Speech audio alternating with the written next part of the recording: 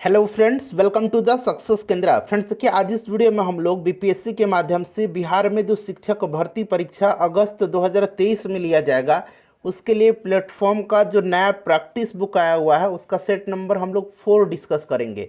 इससे पहले ऑलरेडी मैंने आपको सेट नंबर 1, सेट नंबर 2 और सेट नंबर 3 को कवर करा दिया था। अगर आपने इन वीडियोज़ को नहीं देखा है तो देख लीजिएगा, लिंक आपको डिस्क्रिप्शन बॉक्स में मिल जाएगा। चैनल को सब्सक्राइब कर लीजिए और जो बेल आइकन है, घंटी का निशान है, उसको ज़रूर दबा लीजिएगा ताकि जब भी बिहार शिक्षक भर्ती 2023 से संबंधित कोई भी इम्पोर्टेंट वीडियो अपलोड किया जाए तो उसका नोटिफिकेशन सबसे पहले आपके पास पहुंच जाए। तो चलिए फ्रेंड्स, बिना देरी किए हुए सेशन आज के स्टार्ट करते हैं। पहले प्लीज़ वीडियो को लाइक कर दीजिए और जब सेशन समाप्त होगा तो कम से कम एक ग्रुप में इसको जरूर शेयर कर दीजिएगा। फ्रेंड्स, जैसे मैंने आपको बताया कि आज इस वीडियो में हम लोग बिहार में जो शिक्षक भर्ती परीक्षा 2023 में लिया जाएगा उसके लिए प्लेटफॉर्म का जो नया प्रैक्टिस बुक आया हुआ है उसका हम लोग सेट नंबर 4 को कवर करेंगे। फ्रेंड्स देखिए, बिल्कुल यह जो बीपीएससी का बिहार टीचर का पैटर्न है उसी पर आधारित यह प्रैक्टिस बुक है। सारे के सारे प्रश्न जो हैं इसमें इंपॉर्टेंट दिए गए हैं, इसलिए सेट को आप लोग पूरा लगाइएगा। ध्यान दीजिए, देखिए क्वेश्चन नंबर 1 से लेकर के क्वेश्चन नंबर 50 तक में मैथ और रीजनिंग के प्रश्न हैं। मैथ और रीजनिंग का सॉल्यूशन आपको टेलीग्राम चैनल पर दिया जाएगा। टेलीग्राम का लिंक आपको डिस्क्रिप्शन बॉक्स में मिल जाएगा। आप लोग टेलीग्राम से जुड़िए, वहाँ पर आपको पीडीएफ मिल जाएगा। चलिए आते हैं क्वेश्चन नंबर हम लोग 51 में। देखिए यहाँ से स्टार्ट हो रहा है 51। थोड़ा सा मैं जूम कर देता हूँ ताकि आपको और स्पष्ट रूप से दिखाई दे। देखिए, निम्नलिखित का मिलान कीजिए। एक तरफ कॉलम 1 है, दूसरी तरफ कॉलम 2 दिया हुआ है और इसमें से आपको मिलान करके राइट आंसर इसका बताना है। तो इसमें से देखिए, कीट जो है, कीट इसमें से कौन सा हो जाएगा? कॉकरोच हो जाएगा। पक्षी जो है इसमें से कौन सा हो जाएगा? पक्षी आपका उल्लू हो जाएगा। सरीसृप जो है ये आपका इसमें से कौन सा हो जाएगा? सरीसृप कछुआ हो जाएगा। और स्तनधारी जो है ये आपका चमगादड़ हो जाएगा। तो करेक्ट मिलान जो है इसका आपका क्या हो जाएगा? तो यहाँ पर देखेंगे, यहाँ पर आंसर दिया गया है। ठीक है, यहाँ पर आंसर दिया गया है, यानी कि option number D correct answer हो जाएगा। पहला का बी, दूसरा का डी, पहला का बी, दूसरा का डी, तीसरा का ए और चौथा का सी। ठीक है, चलिए उसके बाद क्वेश्चन नंबर 52 करेंगे कि नीचे दिए गए विकल्पों में उस परिवर्तन को पहचाने जिसे उत्क्रमित किया जा सकता है। उत्क्रमित किया जा सकता है तो यह मोम का घोल बनाना, ऑप्शन नंबर बी इसका राइट आंसर हो जाएगा। यहाँ पर देखिएगा, गाय के गोबर से बायोगैस बनाना, यानी कि इसको रिवर्स उत्क्रमित नहीं किया जा सकता है। प्लास्टर ऑफ पेरिस में परत बनाना, इसको भी नहीं किया जा सकता है। दूध से पनीर बनाना, इसको भी नहीं किया जा सकता है। देखिए, आपकी मित्र कमज़ोर दांत और हड्डियों के कारण अस्वस्थ रहती हैं, उनके उबरने के लिए निम्न में से कौन सा विकल्प सर्वोत्तम है? तो इसमें से जो सर्वोत्तम विकल्प है ये आपका दूध, सब्जियां, पालक और फल है। Option number C correct answer हो जाएगा। निम्नलिखित में से कौन ओजोन को नष्ट करता है? तो देखिए, इसमें से ओजोन को जो नष्ट करता है यह आपका इसमें से क्लोरीन हो जाएगा। Option number D right answer इसका हो जाएगा। कड़वा स्वाद वाला भोजन प्रकृति में देखिए दिया गया है कैसा होता है? तो कल मैंने आपको खट्टा कराया था। खट्टा जो होता है ये अम्लीय प्रकृति का होता है। यहाँ पर देखिए कड़वा जो है ये क्षारक हो जाएगा। चलिए उसके बाद नेक्स्ट क्वेश्चन है हमारा कि खाली स्थान दिया गया पदार्थों का जैव अवक्रमण यानी कि बायोडिग्रेडेबल कहते हैं। तो राइट आंसर इसका जैविक प्रक्रियाओं द्वारा तोड़ा जा सकता है। ठीक है, ऑप्शन नंबर इसका ए राइट आंसर हो जाएगा।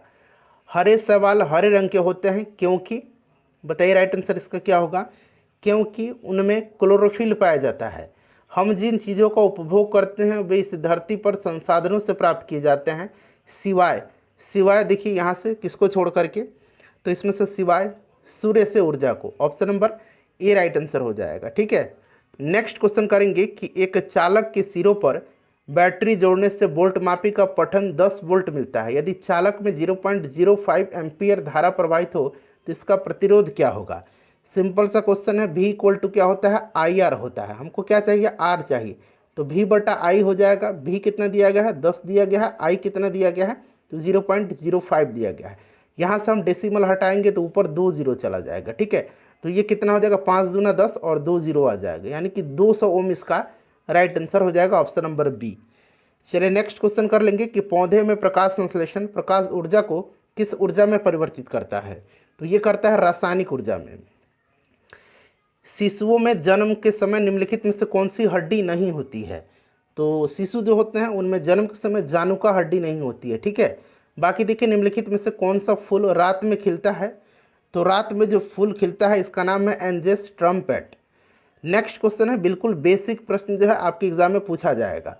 थोड़ा सा मैं छोटा कर देता हूँ। देखिए फ्रेंड्स, आपको स्पष्ट नहीं दिखाई दे रहा होगा तो मैं पढ़ करके सुना देता हूँ। देखिए, ध्वनि जो कि एक यांत्रिक तरंग है, निम्नलिखित में से किस माध्यम में यात्रा नहीं कर सकती है? तो देखिए, ध्वनि को यात्रा करने के लिए माध्यम की आवश्यकता होती है। ध्वनि निर्वात में कभी भी गमन नहीं कर सकती है। निर्वात इसका राइट आंसर हो जाएगा। लैक्टोमीटर, हाइड्रोमीटर, जहाज़ों और पनडुब्बियों को देखिए खाली स्थान दिया गया है के आधार पर डिजाइन किया जाता है। तो देखिए राइट आंसर इसका क्या हो जाएगा? आर्किमिडीज के सिद्धांत पर। देखिए लैक्टोमीटर जो है दूध की शुद्धता मापता है, यह आर्किमिडीज के सिद्धांत पर कार्य करता है। हाइड्रोमीटर भी उसी सिद्धांत पर कार्य करता है।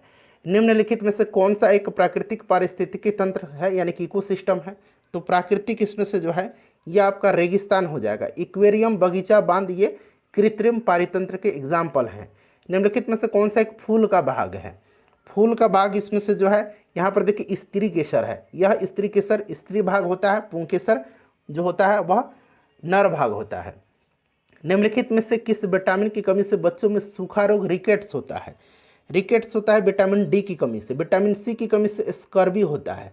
विटामिन ए की कमी से जो है रतौंधी होता है। ठीक है। विटामिन ई की कमी से जनन क्षमता में कमी आती है। प्रोटोजोआ किस रोग के रोगवाहक होते हैं? तो इसमें से देखिए प्रोटोजोआ जो मलेरिया रोग होता है प्रोटोजोआ से होता है। ठीक है। चलिए, पोलियो वायरस से होता है, याद रखेंगे आप। देखिए, एक आवेशित पिंड द्वारा किसी अन्य आवेशित या अनावेशित पिंड पर लगाए जाने वाले बल को निम्नलिखित में से कौन सा बल कहा जाता है? तो ये बल जो है इसको कहा जाता है स्थिर वैद्युत बल। ऑप्शन नंबर इसका सी करेक्ट आंसर हो जाएगा। यदि प्रकाश एक दूसरे के सामने रखे गए दो दर्पणों से परावर्तित होता है तो कितने प्रतिबिंब बनेंगे? तो यहाँ पर ध्यान देंगे फ्रेंड्स, ये जो प्रतिबिंब बनेगा आमने सामने रखा गया है, ये प्रतिबिंब अनंत बनेगा। अधिवृक्क ग्रंथियाँ मानव शरीर के किस अंग में स्थित होती हैं? तो अधिवृक्क ग्रंथियाँ जो हैं यह वृक्क में। ठीक है। Option number D right answer इसका हो जाएगा। चलिए, उसके बाद देखिएगा कि यह जो यहाँ पर मूलक दिया गया है इसको क्या कहते हैं? यहाँ पर देखिए स्पष्ट आपको दिखाई दे रहा है। अब बताइए। तो देखिए इसको जो कहा जाता है आपने 10th में ही पढ़ा होगा, इसको एल्डिहाइड कहा जाता है। उसके बाद देखिए मिर्गी से शरीर का कौन सा अंग प्रभावित होता है? तो मिर्गी में जो है शरीर का कौन सा अंग प्रभावित होता है? तो सिंपल सा क्वेश्चन है, इसमें से जो है आपका मस्तिष्क हो जाएगा। Option number A right answer हो जाएगा। ठीक है। चलिए नेक्स्ट क्वेश्चन कर लेंगे। अगला प्रश्न है हमारा कि वायुमंडलीय दाब को मापने के लिए निम्नलिखित में से किस वैज्ञानिक उपकरण का उपयोग किया जाता है? तो दाब मापा जाता है बैरोमीटर से। किससे? बैरोमीटर से। ठीक है फ्रेंड्स। चलिए उसके बाद देखिएगा पावो क्रिस्टेसस। कल ही मैंने बताया था ये भारतीय मोर का वैज्ञानिक नाम है, पावो क्रिस्टेसस। ठीक है। तो यहाँ पर देखिए मोर दिया गया है। पावो क्रिस्टेटस को सामान्यतः किस रूप में जाना जाता है? तो मोर को। अगला प्रश्न है कि निम्नलिखित में से क्या ठोस अपशिष्ट का जैव अपघटनीय रूप है? ठोस अपशिष्ट का, तो ये फ्रेंड्स कंपोस्ट हो जाएगा। ठीक है। चलिए निम्नलिखित में से कौन सी ध्वनि तरंग की एक विशेषता नहीं है? तो ध्वनि तरंग की इसमें से जो विशेषता नहीं है वो आपका हो जाएगा संपीड़न। ठीक है। चलिए उसके बाद देखिएगा कि निम्नलिखित में से कौन सा पदार्थ ऊर्ध्वपातन की प्रक्रिया से गुजरता है? तो ऊर्ध्वपातन से जो है गुजरता है यह आपका हो जाएगा आयोडीन। ठीक है। ऑप्शन नंबर सी हो जाएगा। 79 नंबर देखिए कि ऊर्जा अंतरण के 10% नियम का प्रतिपादन किसके द्वारा किया गया? तो फ्रेंड्स ये जो किया गया ये किया गया है रेमंड लिंडमैन के द्वारा। एथेनॉल किसके खाली स्थान दिया गया है के दौरान निर्मित होता है? तो एथेनॉल जो है यह निर्मित होता है खमीरों में अनऑक्सी श्वसन क्रिया के दौरान। उसके बाद देखिएगा कि फुलेरिन निम्न में से किसका अपरूप है? तो फुलेरिन जो है यह किसका अपरूप है? सिंपल सा क्वेश्चन है, तो यह कार्बन का है। ठीक है। ग्रेफाइट, हीरा, फुलेरिन ये सब कार्बन के अपरूप हैं। केसिन एक प्रोटीन है जो किस में पाया जाता है? तो केसिन जो है ये दूध में पाया जाता है। इसी के कारण दूध का रंग जो है सफ़ेद होता है। ठीक है। सफ़ेद रंग होता है। और दूध का पीला रंग जो होता है ये कैरोटीन के कारण होता है। सफ़ेद रंग जो होता है दूध का ये केसिन के कारण होता है। पीतल किसका मिश्रण है पूछा गया है? तो आपको पता है फ्रेंड्स कि इसमें जो होता है 70% तांबा और 30% जस्ता होता है। निम्नलिखित में से कौन सा जीवाणु फलीदार पादपों के मूल, यहाँ पर देखिएगा मूल यहाँ मिट गया है, के निर्माण से संबंधित है? परविका शायद लिखा गया है। तो यह आपका कौन सा हो जाएगा?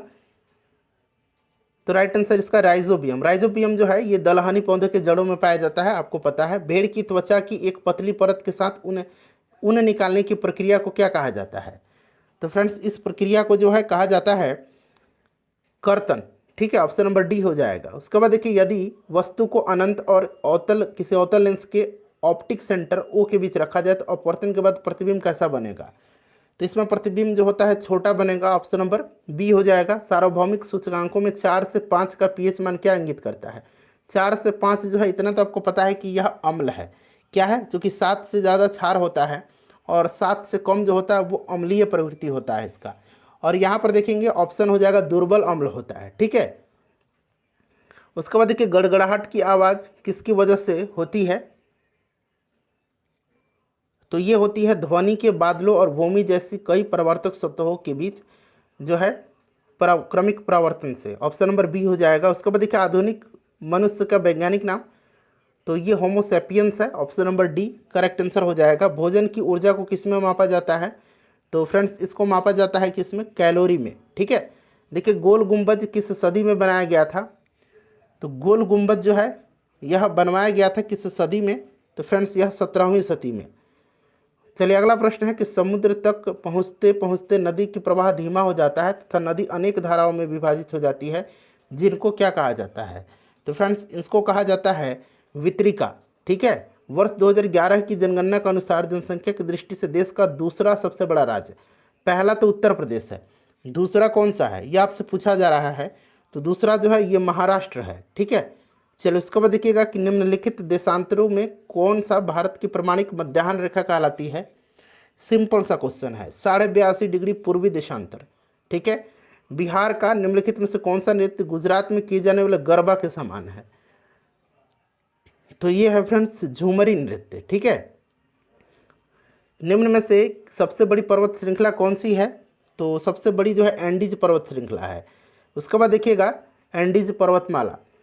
चलिए उसके बाद देखिएगा कि राष्ट्रीय पर्यावरण अभियांत्रिकी अनुसंधान संस्थान नीरी जो है ये कहाँ पर स्थित है? तो नीरी जो है यह कहाँ पर है फ्रेंड्स?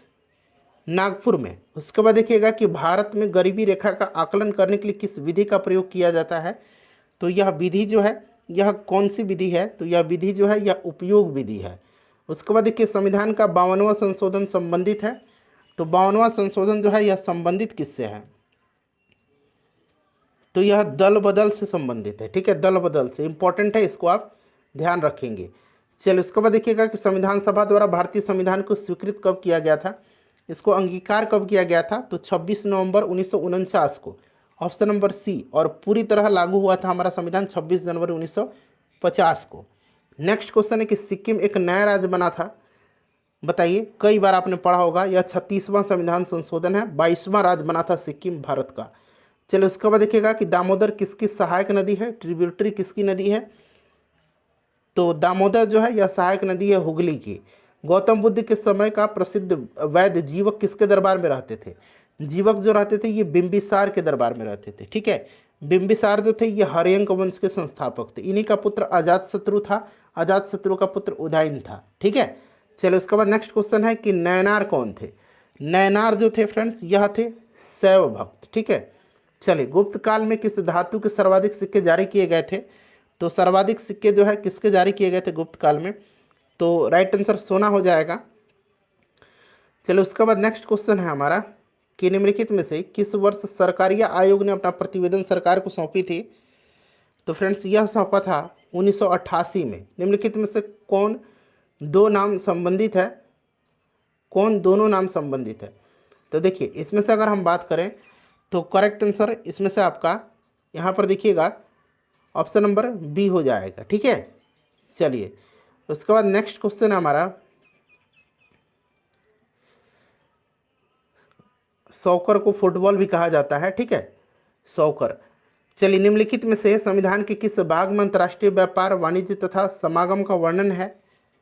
तो यह भाग 8 में है। भारतीय संविधान के लिए किस अनुच्छेद में वस्तु एवं सेवा कर परिषद यानी कि जीएसटी काउंसिल का उल्लेख किया गया है? तो ये किया गया है अनुच्छेद 279 क में। नेक्स्ट क्वेश्चन है कि सत्यशोधक समाज की स्थापना किसने किया था? 1873 में ज्योतिबा फूले ने किया था।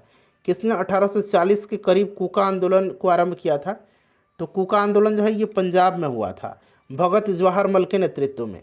उसके बाद देखिए, निम्नलिखित उपायों में से मैं जल्दी जल्दी कवर करवा दे रहा हूँ ताकि कम समय में आप इसको कंप्लीट कर लें। ठीक है फ्रेंड्स, निम्नलिखित उपायों में से किन्हें मुद्रास्फीति कम करने के लिए उपयोग किए जा सकते हैं? तो फ्रेंड्स यह है आपका उपरोक्त में से सभी करेक्ट आंसर हो जाएगा इसका। किस बौद्ध सन्यासी के प्रभाव में आकर के अशोक बौद्ध धर्म का अनुयायी बना था? अच्छा क्वेश्चन है, राइट आंसर इसका हो जाएगा उपगुप्त के। ठीक है, इंडिया हाउस कहाँ पर स्थित है? इंडिया हाउस जो है यह कहाँ पर स्थित है? तो फ्रेंड्स लंदन में है। उसके बाद देखिए, निम्नांकित भारत की किस राज्य में सर्वाधिक रामसर साइट है? रामसर साइट टोटल 75 हैं। सबसे ज़्यादा रामसर साइट जो है ये उत्तर प्रदेश में है। छाया मंत्रिमंडल किसकी प्रशासनिक व्यवस्था की विशिष्टता है? तो यह विशिष्टता जो है ये ब्रिटेन की है। एशियाटिक सोसाइटी ऑफ बंगाल के संस्थापक कौन थे? तो फ्रेंड्स ये किया था विलियम जोन्स ने इसकी स्थापना। मिरात उल सैयद अखबार का प्रकाशित किसने करवाए थे? मिरात उल।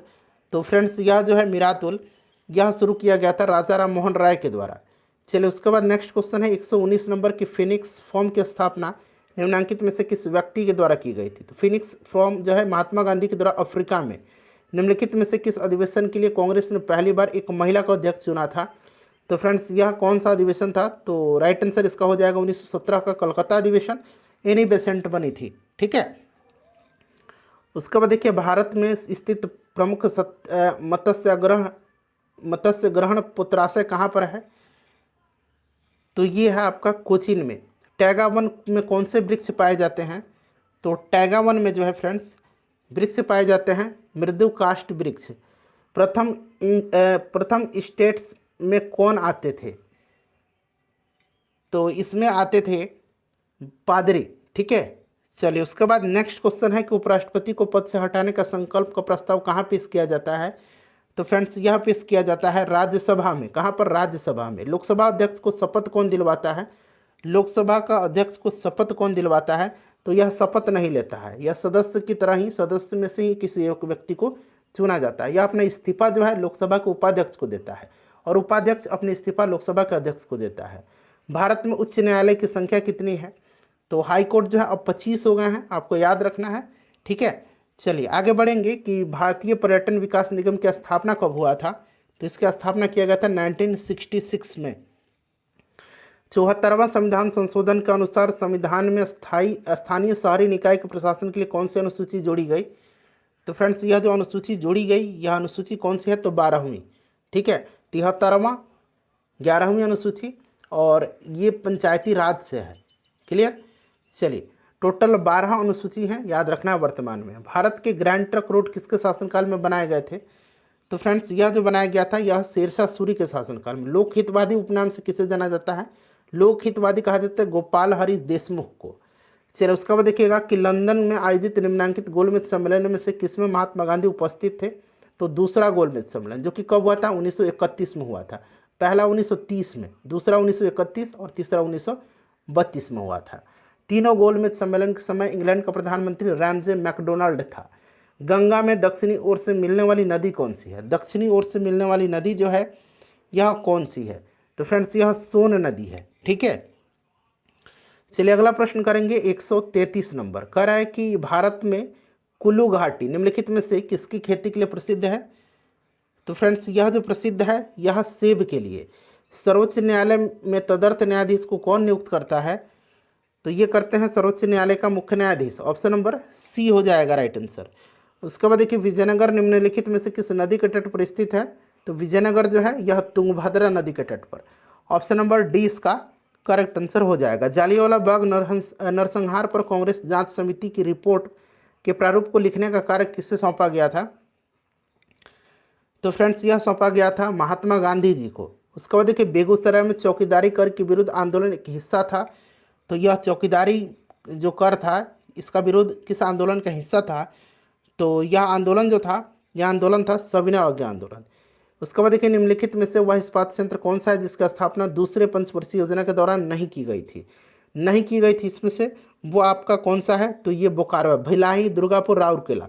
दुर्गापुर पश्चिम बंगाल में है, राउरकेला उड़ीसा में है, ध्यान रखेंगे। बोकारो की नहीं की गई थी, बाकी इन तीनों की गई थी। ग्राम पंचायत की आय का स्रोत निम्न में से कौन सा है? तो यह मेला एवं बाजार हो जाएगा। पंचायती राज का मुख्य उद्देश्य क्या है?